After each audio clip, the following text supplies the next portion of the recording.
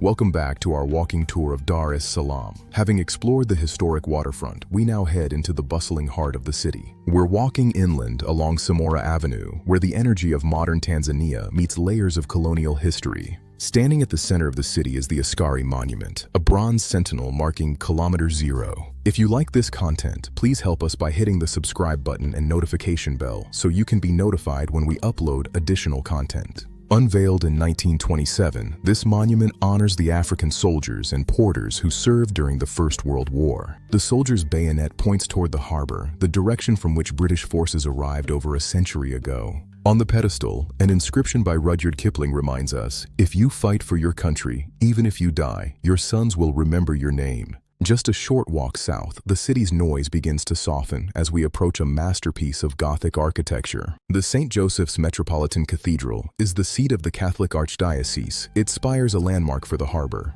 Built by German missionaries at the turn of the century, its vaulted interior and stone walls offer a cool sanctuary. I'm Eric Carey, and we're on a mission to reach a huge milestone, 1,000 subscribers. Hitting 1,000 subscribers represents our continued commitment to improve the channel and provide the best for you. Help us reach our goal by hitting the subscribe button and notification bell. Your subscription also helps us know what type of content you want to see more of. It's a shared journey. The goal is in sight, and with your help, we can reach it together. Join our growing community today. I'm committed to bringing you more value and better quality as we grow this channel to new heights. Thank you for being part of this. Don't forget to subscribe and hit the bell for more updates. Inside, the wide central nave is bathed in multicolored light, a place of peace in the middle of a metropolis. The vibrant stained glass windows behind the altar were crafted in Europe, depicting stories that have inspired for generations. We continue our journey northeast along the waterfront, heading toward the nation's repository of time.